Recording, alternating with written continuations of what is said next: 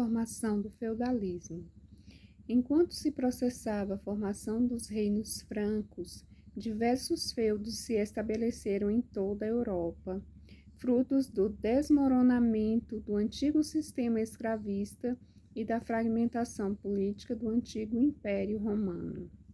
A essa nova forma de organização política, econômica e social chamamos de feudalismo. Mas o que era a sociedade feudal? Bem, ser ou não dono de terras era o fator que definia o lugar do indivíduo na estrutura feudal. Era uma sociedade de ordens ou estamentos, isto é, composta de estamentos, posições sociais rígidas que permitiam escassa mobilidade social. O indivíduo nascia e morria na mesma camada social, para sermos mais precisos, ou seja, era senhor ou servo até o fim de seus dias, com raras chances de modificar sua condição social. No estamento superior, formado pelos senhores feudais, estavam os nobres e o clero, especialmente o alto clero, isto é, os membros da alta cúpula da igreja, como bispos, arcebispos, além do próprio Papa. Eram a camada dominante da sociedade medieval. Já o estamento inferior era a camada produtiva e dominada, ou seja, era constituído pelos servos que formavam a maioria da população camponesa. Correspondiam, em geral, aos antigos colonos romanos.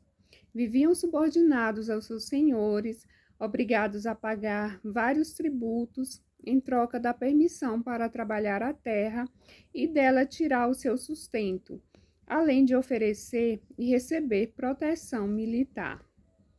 Alguns trabalhadores rurais ficavam instalados nas terras de seu senhor, caracterizando a servidão típica da ordem feudal. Esses homens do senhor eram chamados de vilões. Essa denominação ganhou um sentido pejorativo, já que, para as elites feudais, não ser nobre corresponderia a ser ignóbil, e o vilão, etimologicamente um habitante da vila, da aldeia, seria, por definição, um ser grosseiro, do qual não se poderia esperar nada além dessa tal vilania. Pois bem, dependendo da região e ao longo do tempo, existiram desde aqueles mais subordinados à servidão e submissos às tributações, até aqueles com plena liberdade, inclusive em relação a tais obrigações.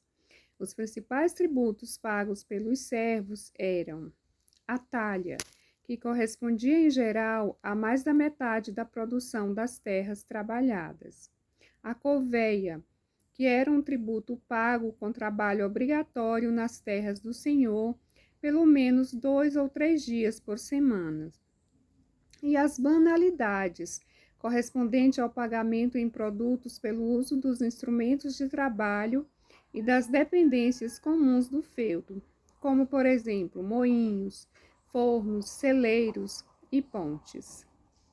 Na estrutura física do feudo, prevalecia a divisão em 3 partes básicas: o feudo senhorial, onde ficava o castelo com terras de uso exclusivo do senhor; o feudo servil, composto por vários lotes chamados tenências e entregues aos servos; e o feudo comunal, composto de bosques e pastos usados tanto pelo senhor quanto pelos servos. A economia do mundo feudal era baseada nas atividades agrícolas realizadas pelos servos. Então, para facilitar a sua tarefa e aumentar a produção, uma série de inovações tecnológicas foi desenvolvida na Idade Média, com o objetivo de evitar o rápido esgotamento da terra, fonte de sobrevivência dos feudos. Adotou-se a rotação das culturas. Esse sistema consiste em alternar o plantio de diferentes produtos agrícolas para não esgotar o solo. Moinhos usavam a força motriz do vento ou das águas dos rios represadas. Enxadas e arados, antes totalmente de madeira, ficaram mais resistentes com partes feitas em ferro. Desenvolveu-se canga para os bois e o peitoral para os cavalos, de forma que aproveitassem melhor a força animal da lavoura.